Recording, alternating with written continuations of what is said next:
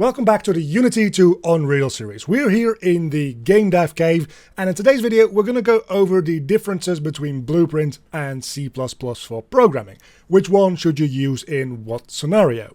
But before we begin, thank you to Epic Games for sponsoring this video. In Unreal Engine, we have two options for scripting out our functionality for our game. And it can be a little bit intimidating coming over from an engine like Unity to decide, should I use Blueprint, should I use C++? C++ sounds scary, but Blueprint is so unlike how I'm used to do any programming. Well, in this part of my video series where I help Unity developers get into and really learn to use Unreal Engine, we're going to be talking about just that. And I'm here to tell you that first and foremost, you should use whatever you feel most comfortable with, of course. But I also think that you shouldn't be using one or the other. Unreal Engine is really very much made with the idea in mind that you're using both. And today I want to just go through some of my own code and see how I set up things in C++ to then use that in Blueprint. The way I often like to explain the difference between those two things is that I use C++ for programming. So I set up systematic code, variables and functions to be used. But then I don't actually end up using a lot of that within the context of C++ itself. That gets implemented with the Blueprint side of things, where I then use those functions that I've made in C++ to create a finalized behavior for my objects. Epic actually has made a page in their documentation talking about this very thing. And I think it is worthwhile reading through this a couple of times after watching this video to really let it settle in what both of these options can do for you. There will be a link down below in the description to this page for you to read through and learn all about it. A good first example to show you would be this little 2D game that I made a while ago.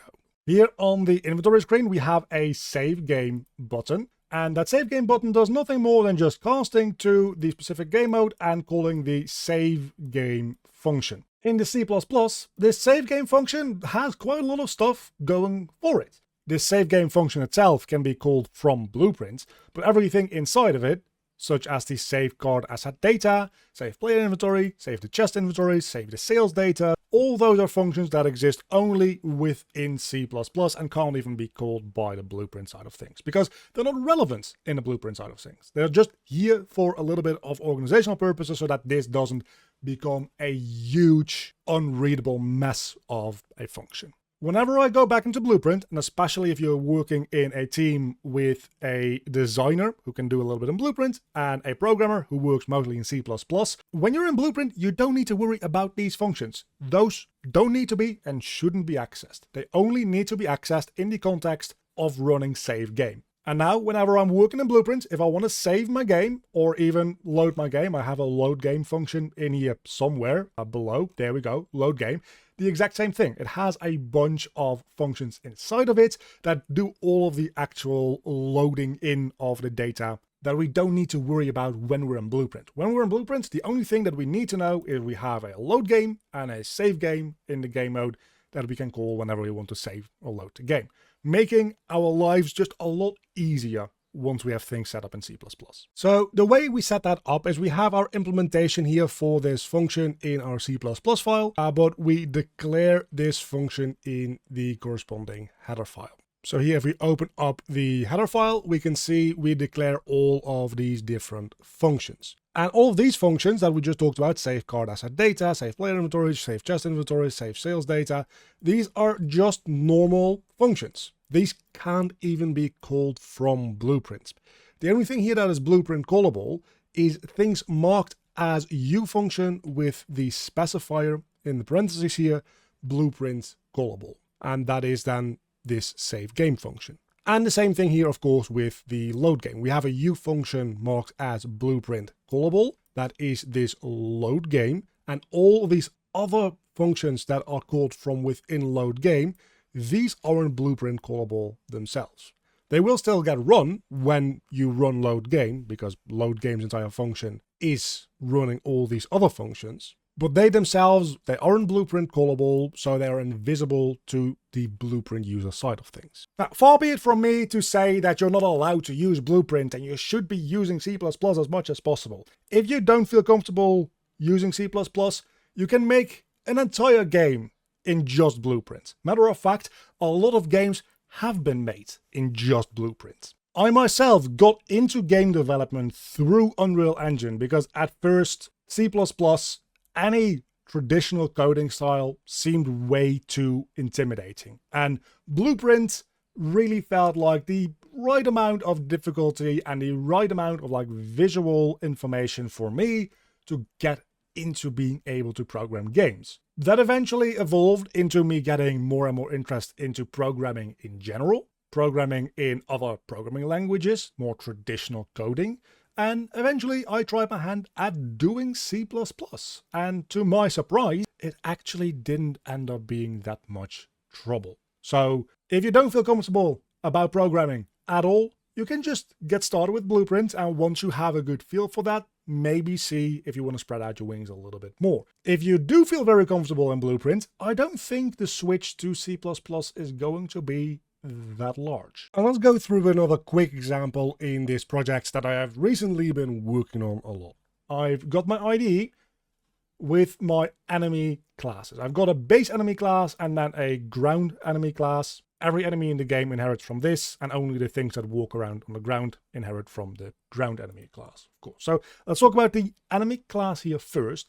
We see a lot of stuff that is fairly standard. We set up a lot of the components, like the camera, the ability system components, if you're using a gameplay ability system, some particles that happen when the enemy spawns in, and then we have a bunch of U functions. So in here we have the reset time dilation. In some of the abilities that I can use, like the attack ability of the actual player character, when an enemy gets hit, I want to set that enemy's time dilation to a low amount, kind of to simulate impact frames like you see in anime.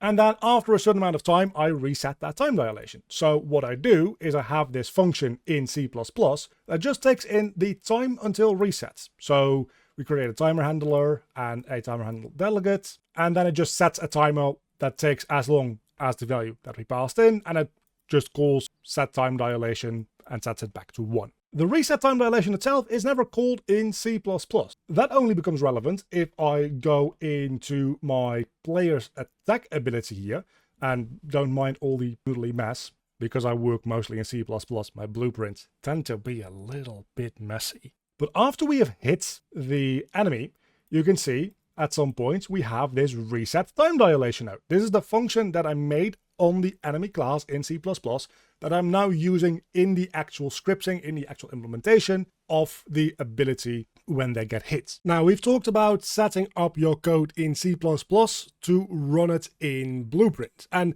that is the majority of how that is going to work for you. But sometimes maybe you want to do it the other way around. You want to trigger a function that you actually implement in Blueprint inside of your C++. And for that, we have the ufunction specifier blueprint implementable event. This is a function that we declare exists in C++, so we can use it in C++.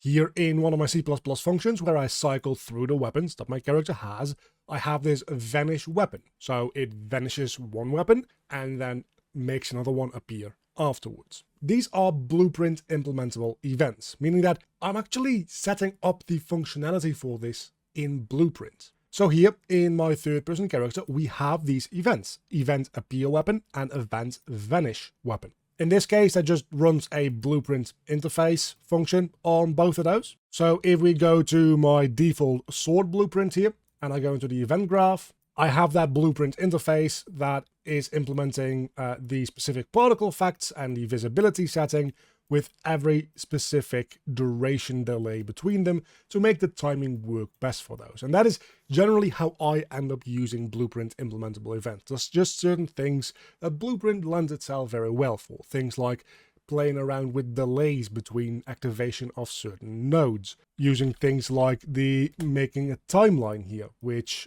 allows you to do all sorts of interesting things with things on curves and run code based on that update cycle and then do something else when it is finished. This is just much easier and more straightforward to do in Blueprint than it would be to do in C++. So in those cases, you can trigger it from C++ if you need to, but you can actually implement the final code for it in Blueprint. So here what we do is we activate a particle system, then we wait for 0.15 seconds, then we set the visibility of the weapon, then we wait for 0.35 seconds, and then we call out a event dispatcher that other things can listen out for. And then we have the opposite here as well, doing a particle effect, waiting, and then setting the visibility to a new value. And the reason we do that in Blueprint in this case is twofold, because one, of course, those timing related things are just easier to set up in Blueprint. And number two, I have multiple weapons in this game. So every single one of these weapons has its own set of particles and its own set of timings to make their appearing and disappearing effects look the best they can. And I'm implementing that on an individual Blueprint basis. C++ feels more intimidating to a lot of people than it actually is. So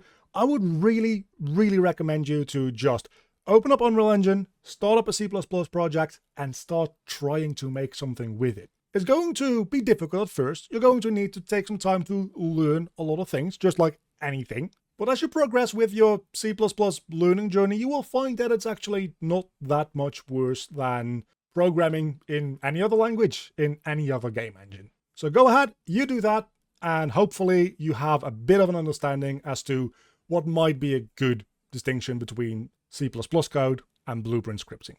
If you're interested in making the switch to Unreal, check out the website linked down below in the description to learn more. They've also got much more detailed documentation about Blueprint and C++ and which makes sense where. So make sure to check that out if you're ready to jump in. And a very big thank you to all of my Patreons. You can see them on screen right now. If you want to help out supporting the channel, there's a link down below in the description to the Patreon page. A huge thank you to my Cave Student tier supporters, Earl Monteval Erno, and my Cave Digger tier supporters, Sergey Thomas,